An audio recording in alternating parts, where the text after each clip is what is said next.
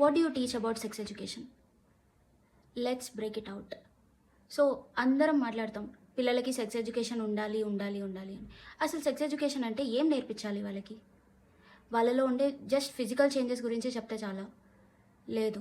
They have to know about boundaries, respect, consent and also self awareness.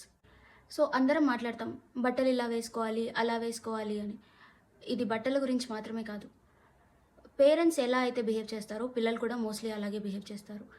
So when you tell them about what is other persons opinion and consent, they will start respecting. ఇంటి నుంచే start అవుతుంది.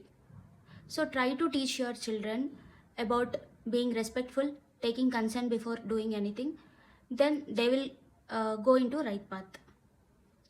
Correct guidance ఉంటే ఖచ్చితంగా పిల్లలు కరెక్ట్గానే వెళ్తారు.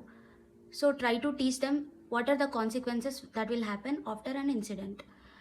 It will maximum prevent the abuses which are going on.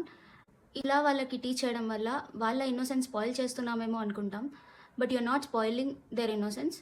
They have the right to know. Let's contribute in building a healthy society.